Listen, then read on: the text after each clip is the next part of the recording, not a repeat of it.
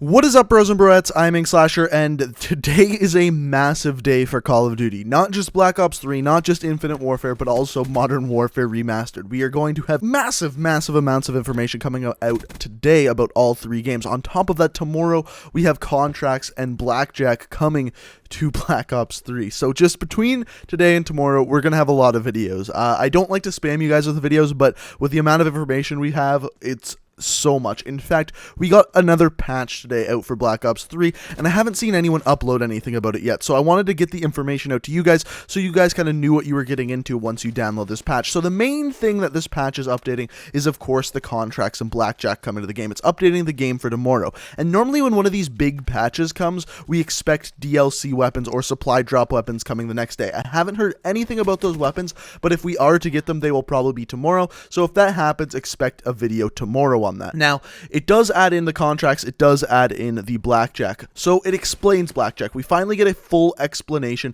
as to how Blackjack works. So, once you complete a weekly challenge, you then get a 60-minute time period to play Blackjack as. Whether that's too short or too long, they said that they have it currently as that because they want to balance Blackjack. Whether that is true or not, that is all they wrote in the patch notes. They're putting it as 60 minutes so that way they can balance Blackjack, and maybe once they realize how good or bad he is, they will change the time based on that. They explain Rogue and Gambler, the two abilities that Blackjack has. Rogue is the one that builds up once you kill people, so only when you kill people it builds up. Once it fully builds up, you then kill someone. You have a choice. You can either take their specialist ability, not steal it from them. They still have their specialist ability built up. You can either take whatever their specialist ability is, or wait to kill another person, and once you kill that other person, you can either choose one or the other specialist ability. So you have two options to steal someone's ability.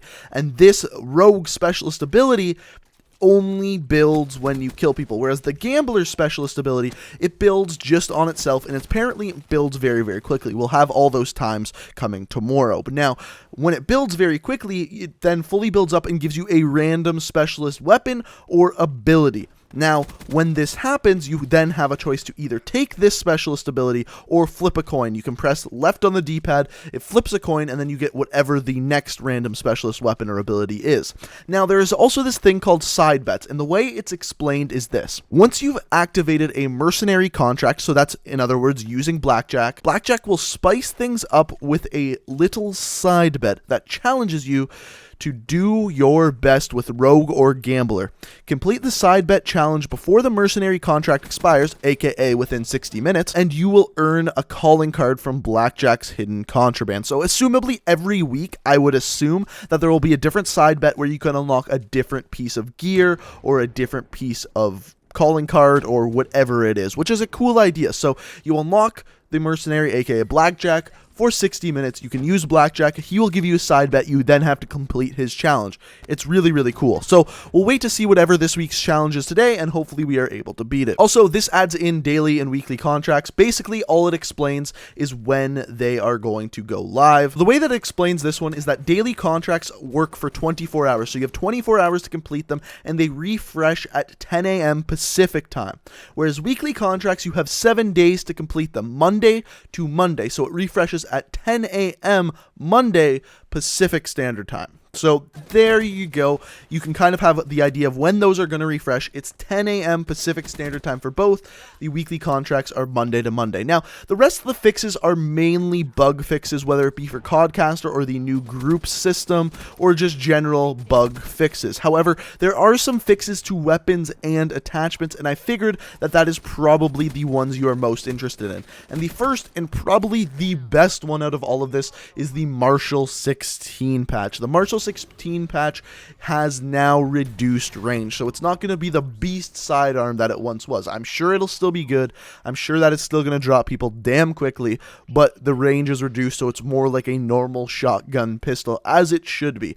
The next thing we are looking at is the optic sights. So the thing is, there was this glitch with the optic sights where the ACOG, Varix, and thermal sights all had incredibly reduced recoil along with faster center speeds than your normal red dot and ELO. So the way they explain this is in a few ways. So first of all, the optics and grip.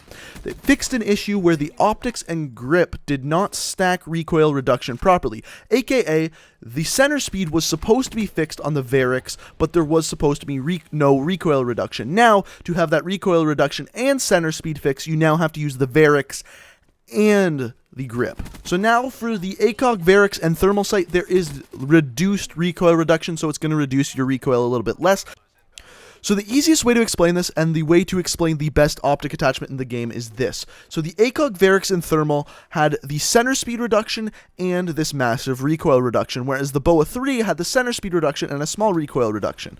What this means is that the ACOG, Varix, and Thermal are now going to have the same recoil reduction and center speed reduction that the BOA has. So the BOA is going to behave the exact same way that the ACOG, Varix, and Thermal do as well. What this means is, for most people, the BOA 3 will be the easier optic attachment to control, therefore having the same recoil reduction and center speed as the other 3 attachments makes it so that the BOA will probably be the best optic attachment. On top of that, they will stack with the grip now. So if you want extreme recoil reduction, use one of those 4 sights with a grip attachment. And there's 2 more things that change, just very, very quick things to look at. First of all, EMP grenades that detonate within the range of an enemy using hardwire no longer produce hit markers.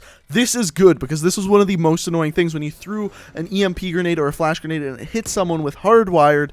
It would give you a hit marker, but it would do absolutely nothing to that person. So that was very frustrating, because you'd think you'd stun them and then you didn't, and it's very good to see that that is there now. Also, there is now, in Hardcore and Core mode, the Eclipse maps are added, so you'll then start to see those maps a little bit more. But that's all I got for you guys today. If you enjoyed the video and found it informative, it would be fantastic if you could leave a like rating. Prepare yourself, because tonight we are getting Infinite Warfare gameplay, we are getting Modern Warfare Remastered gameplay, tomorrow we are getting Blackjack and Contracts added into the game. So stay tuned for that, and hit that like button if you enjoyed, subscribe to the channel if you are new. I upload new Call of Duty videos every single day of the week, and until next time guys, peace out.